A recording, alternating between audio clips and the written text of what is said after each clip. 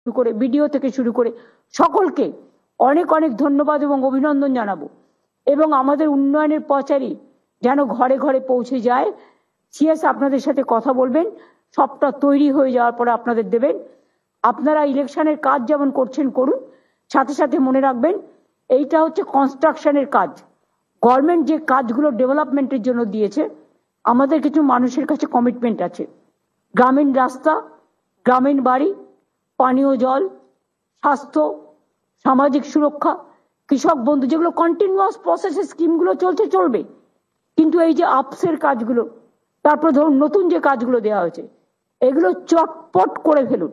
এবং এটা যে যত তাড়াতাড়ি করবে রাজ্য সরকার থেকে তাকে বিশেষ পুরস্কৃত করা হবে, A to Z। এবং মিনিস্টারদেরও বলবো এসব ব্যাপারে লক্ষ্য রাখতে। এবং প্রিন্সিপাল সেক্রেটারি যারা আছেন, যারা ডিপার্টমেন্ট লিড করেন, হেড অফ দ্য ডিপার্টমেন্ট যাদের আমরা বলি, লিডার অফ দ্য ডিপার্টমেন্ট, তাদের উপরেও কিন্তু অনেকটা নির্ভর করছে। আমার প্রত্যেকটা অফিসারই খুব ভালো এবং আমি তাদের সকলকে বলবো, আর সিএস কে বলবো এই কাজগুলো ঠিক মতো মনিটর হচ্ছে কিনা। 10 জন অবজারভার তো আমরা সিনিয়র পাঠাচ্ছি জেলায় জেলায় দেখার জন্য, কিন্তু তা সত্ত্বেও একটা মনিটরিং টিম স্টেটের থেকে করে দেওয়া, সেটা তুমি করে নাও তোমার মতো করে, যাদের যাদের প্রয়োজন মনে হবে সেই মনিটরিং টিমটা এই কাজে লক্ষ্য রাখবে। আর শীতকাল আসছে, আমি পুলিশকে বলবো এই সময়টা কুয়াশা হয়, অ্যাক্সিডেন্ট বেড়ে যায়, সেফ ড্রাইভ সেভ লাইফের উপর গুরুত্ব বেশি দিতে এবং যেখানে স্পিড কন্ট্রোল করা উচিত সেখানে স্পিড কন্ট্রোল লাগিয়ে দিতে। তার কারণ হচ্ছে একটা মানুষের প্রাণ সবচেয়ে মূল্যবান। অনেক মানুষ মারা গেছে ইতিমধ্যেই, দুঃখে সুইসাইড করে, এসআইআরে। তাদের জন্য আমরা পুরো সমবেদনা জানাই। আমার বিএলওরাও মারা গেছে, বিএলওদের প্রত্যেকটা পরিবার যারা মারা গেছে 2 লক্ষ টাকা করে অলরেডি 2টো পরিবারে দেওয়া হয়েছে, একটা বাকি আছে, যদি কেউ নিতে চায় দিয়ে দেবো। কারণ অনেকে আবার সম্মানের সাথে এটাকে নিতেও চায় না, তারা যদি রাজি থাকে। আর যারা অসুস্থ হয়ে হসপিটালে ভর্তি আছে 1 লক্ষ টাকা করে দিয়ে দাও। আর একটা হচ্ছে এসআইআরে যারা মারা গেছে, আইদার সুইসাইড অর ট্রমায় অর এখনো স্ট্রোকে ভর্তি আছে, 39 জন মারা গেছে এখনো পর্যন্ত যতটুকু আমার নলেজে আছে। 13 জন হসপিটালে সিরিয়াস আছে ইনক্লুডিং বিএলও, আর 3 জন হচ্ছে যারা সুইসাইড কমিট করতে গেছিল সিরিয়াস আছে। এদের সবাইকে, যারা মারা গেছে 2 লক্ষ টাকা করে, আর যারা আহত আছে 1 লক্ষ টাকা করে তাদের দিয়ে দাও, যাতে তাদের পরিবারগুলো অন্তত ভাবে যে সরকার দুর্দিনে তাদের পাশে আছে।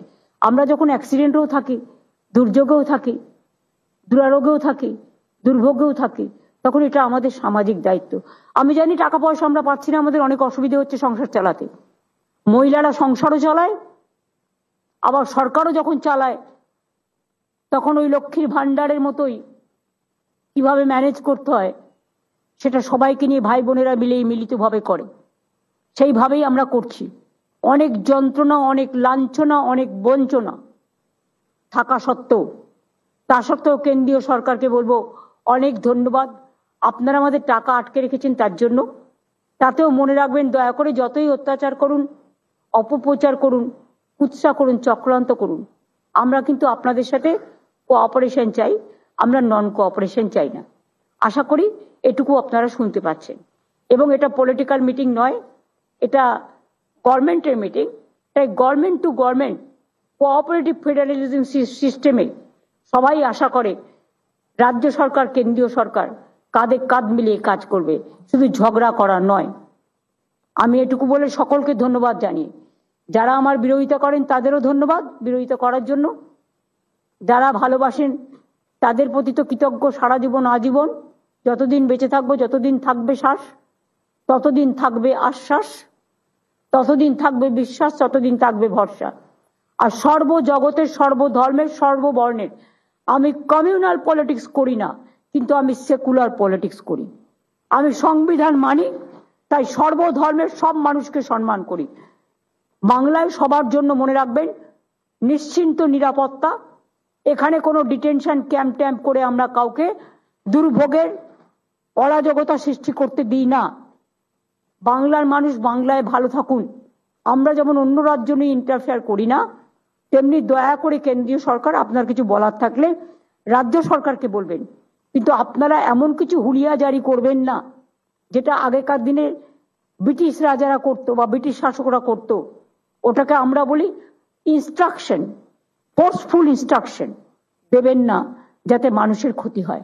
আর সেটা যদি করেন রাজ্য সরকার থেকে মানুষকে যতটা মদত করার আমরা তো করবই, কারণ আমরা তো মানুষের কাছে দায়বদ্ধ, আমরা গণতন্ত্রের কাছে দায়বদ্ধ, আমরা সংবিধানের কাছে দায়বদ্ধ, আমরা নাগরিক অধিকারের কাছে দায়বদ্ধ, আমরা গণতন্ত্রের প্রতি দায়বদ্ধ। আমি এটুকু বলে আজকে আপনাদের মিট করতে পারছি না, কারণ আমাকে এক্ষুনি বেরিয়ে যেতে হবে। আমি অলরেডি 15 মিনিট লেট, আমাকে মুর্শিদাবাদ বেরিয়ে যেতে হবে। আমি আমার প্রোগ্রামটা বলে যাচ্ছি, কালকে আমি মুর্শিদাবাদ থেকে গাজলে যাব মালদায়, ওখানে আমার প্রোগ্রাম আছে পলিটিক্যাল মিটিং।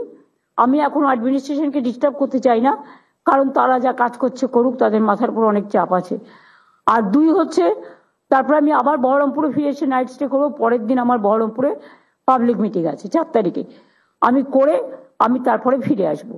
বাদ বাকি আপনাদের আরেকটা কথা বলে দিই, 17 তারিখে আমাদের MSME সেক্টরে সমস্ত যত ট্রেড অর্গানাইজেশন আছে তাদের নিয়ে মিটিং আছে নেতাজি ইন্ডোর স্টেডিয়ামে। আর 18 তারিখে এবারে যেহেতু ইলেকশন আছে তাই আমরা BGBS-টা এবারে আফটার ইলেকশন করব, বিফোর ইলেকশন আমরা একটা ছোট করে বিজনেস কনক্লেভ করব, ওটা হবে ধনধান্যে। এই দুটো প্রোগ্রাম আপনাদের কাছে আমি জানিয়ে দিয়ে গেলাম। অনেক ধন্যবাদ, নমস্কার সবাইকে।